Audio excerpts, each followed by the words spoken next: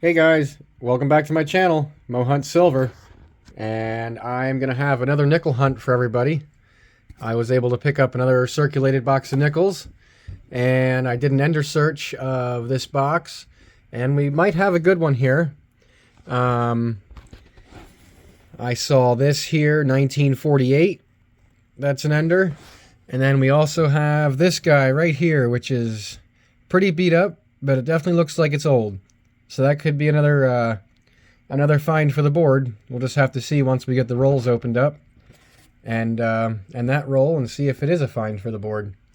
But we'll be looking for anything pre-1960, any wartime silver nickels, 1942 to 1945, any buffalo nickels, any V nickels if we get so lucky, or any varieties. So I'm gonna break into this roll right here, and let's hope we have something in it, and if we do, I'll be back to share it with you. And please remember to subscribe to my channel and give the video a thumbs up if you like it. Thank you very much. Alright, well, find number one unfortunately didn't come out of roll number one, but it did come out of roll number three, and it was 4 coins from the end here. We have a 1941. We'll flip it together, and that's going to be a Denver. Not bad. So 140s for the board so far. Well, I just started to go through roll number 5, and I came up to a 1946. It's got some damage on the 6 and the date there. I'll bring it up here, see if we can get it to focus. Maybe not. Okay, let me put it down. There we go. Now you can see it's a 6. But we're going to give it a flip, because I don't know what it is either, if it's a Philly, Denver, or San Francisco. I'm hoping for a San Francisco, but we'll see. And it's going to be a Denver. So, 46 Denver, find number 2, 240s on the board. There they are. Roll number 6 is going to give us a 1954, and that is going to be a Philadelphia. All right, first from the 50s. Our next find is going to be from our ender roll, the 1948, and that was in roll number 7. And that was all that was in that roll. It was a 1948, and we'll give it a flip, and it is a Philadelphia. So that's going to be it for roll number 7. We can move on to roll number 8. Well, we're on roll number 9, and I'm going to say roll number 9 is the roll of 59s. Because we got 3 1959 nickels out of roll number 9. One is in pretty good shape, and we got 2 Denvers and a Philadelphia. Pretty wild. 3 all the same year in one roll. Roll number 10 is next. Roll number 13, and we're going to get a 1947, and that's going to be a Denver. That's going to make our 5th in the 40s so far. Or sorry, 4th. Only 4th, yes. And then in roll number 11, we also were able to get another 1959. Alright guys, we're up to roll number 23 right now in the box, and we haven't really found much except for 1954 Denver and roll number 21, but I bring you in on this roll because we have a San Francisco mint mark on the reverse here, so we know this is definitely going to be at least 1954 or older. So let's flip it over and see what we got. Here we go. Oh, wow, 1946. That's sweet. I do not get those very often, especially in my area here on the East Coast. S mint marks in general, but 1946, that's a pretty rare one for me to find. So, happy for that. Let's hope this roll has something else in it. Well, guys, roll number 27. I can't believe I did this again. This time on a 2001. Watch when I flip this one over. Look at that one. We have yet another rotated die found on my channel. This is the second one now. The first one was the 2016. That's why I'm telling you guys, flip your nickels. It definitely can be to your benefit, because now this is the second one that I found within about 2 months of each other, and both are different years. This is amazing. I can't believe it, but that's definitely a mint error, and I'll take it. Awesome. Roll number 31 is going to give us a 1940, and that is going to be a Denver model. All right, awesome. And then also in roll number 28, after finding the rotated die, we also found two 50s nickels, a 1953, which is going to be a Philadelphia, and a 1957, which is the common Denver. So pretty cool. We got 19 rolls to go. Well, guys, I'm on roll number 17, and I'm about halfway through the roll, and check out what I got that popped out at me. We found a buffalo. It's pretty worn on the obverse and the reverse, so I'm going to have to nick-a-date it if we want to see what date it is, or possibly even if it has a mint mark. But we do know that it is a Type 2, because the buffalo is not on the raised mound. So let me nick-a-date this, and we'll see if it has a date and mint mark that we can read, and I'll be right back.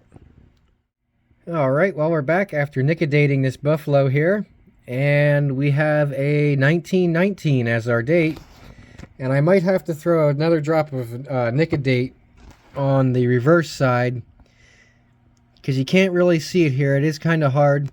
But that is a Denver mint mark on there. And if you give me just a second while I open this nick-a-date, I'm going to put a drop on it again. And we're going to put it under the scope, because you can see it better that way. There we go. Alright, now we'll move this under the scope. There we go. I'll bring it back up here, and we'll get the nickel in sight. And there at the bottom you can see the Denver mint mark pretty clearly now. So 1919 Denver, pretty cool. We'll see if the rest of this roll here has anything else, and if it does, we'll be back. Roll number 36, guys, and I'm only 2 coins into it so far, and I come across this one right here. Look at that, 1983 Philly. And we got a small cud over the E and we, and the looks like the T, the R, and a little bit of the U there in trust. That's pretty wild. Back of it's okay.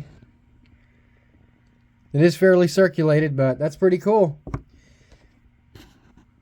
So we got a rotated die, and now a cud for mint errors in this box.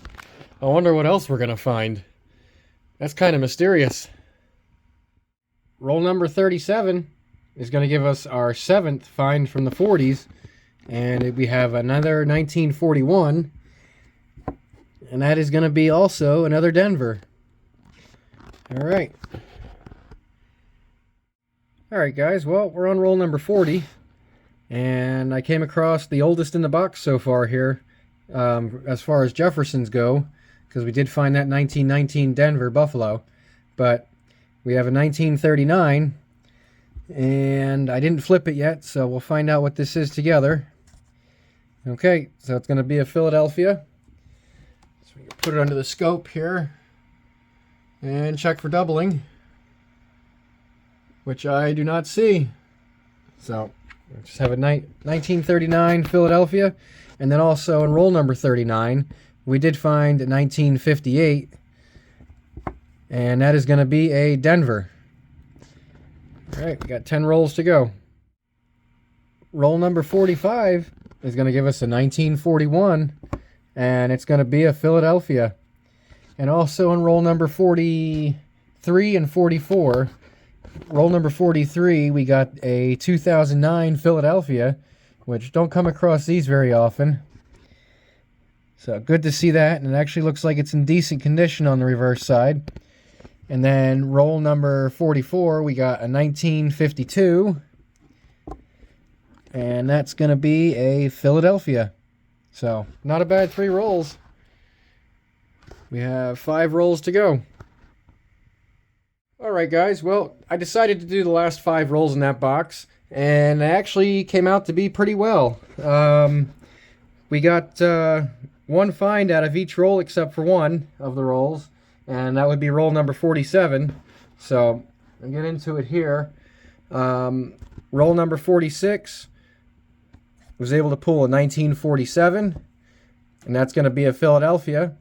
And then roll number 48, I was able to pull another 1947, and this one is going to be a Denver. And then roll 49, we got a 1952, and that's going to be a Philadelphia.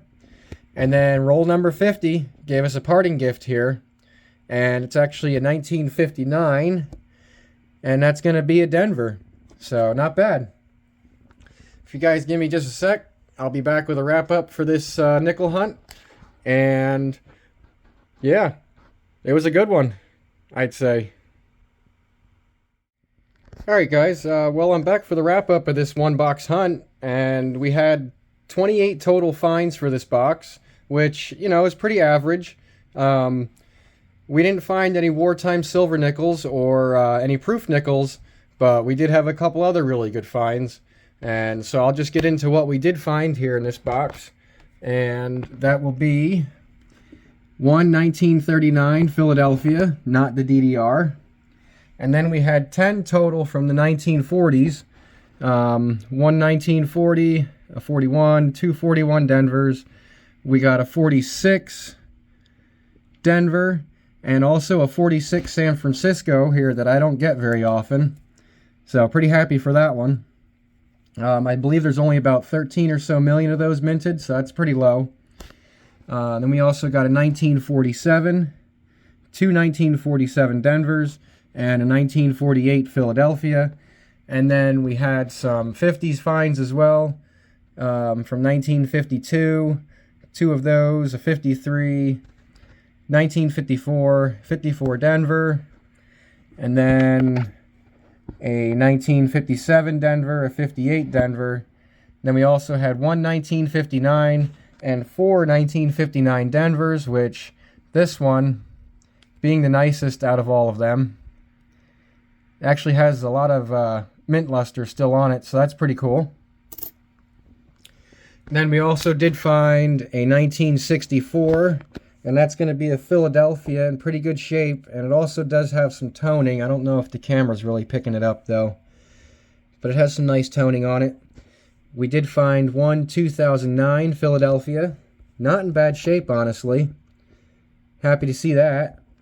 And then our oldest for the box, I did have to nicodate it to reveal what the date was, but it is a 1919, and on the reverse side, it's very hard to see, but there is a Denver mint mark there.